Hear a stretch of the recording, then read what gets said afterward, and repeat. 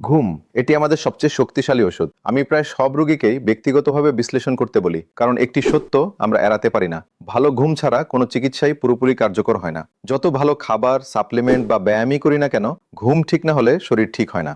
আমরা কেন ঘুমকে হালকাভাবে ধরি? আমরা বলি সময় নেই, উইকেন্ডে ঘুমাবো, কম ঘুমে অভ্যস্ত। কিন্তু শরীর তা বোঝে না। শরীর বোঝে বায়োলজিক্যাল রিদম। এই রিদম ভাঙলেই সমস্যা শুরু হয়। ঘুম শুধু বিশ্রাম নয়, এটি আমাদের পুনরুদ্ধারের শিফট। গভীর ঘুমে ব্রেনের টক্সিন পরিষ্কার হয়, গ্রোথ হরমোন নিঃসৃত হয়, টিস্যু রিপেয়ার হয়, ইমিউন সিস্টেম শক্তিশালী হয়, আর স্মৃতি গঠন হয়। এক রাতের খারাপ ঘুম ইনসুলিন সেন্সিটিভিটি কমায়, ক্ষুধার হরমোন বাড়ায়, আর পরের দিন আমাদের মিষ্টি ও জাঙ্ক ফুডের ইচ্ছা বাড়ায়। ঘুম আর স্ট্রেস এ দুই পরস্পরের শত্রু। ঘুমের অসুবিধা স্ট্রেস বাড়ায়, আর স্ট্রেস ঘুম নষ্ট করে। ঘুমের পরিমাণ নিয়ে সবাই জিজ্ঞাসা করে।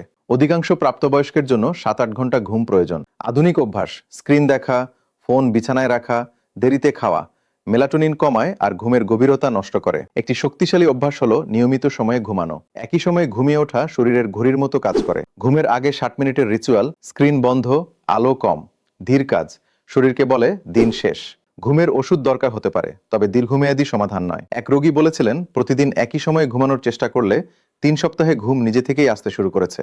ঘুম শেখানো যায়, শরীর ভুলে যায়নি। নিয়মিত কম ঘুম, রাত জেগে থাকা, ডায়াবেটিস, হৃদরোগ, ডিমেনশিয়া, স্থূলতা, এসবের সাথে ঘুমের একটা সম্পর্ক আছে। ঘুম হলো শরীরের সবচেয়ে শক্তিশালী রিপেয়ার টুল। ঘুমকে অগ্রাধিকার দিন। এটা বিলাসিতা নয়, এটি চিকিৎসা।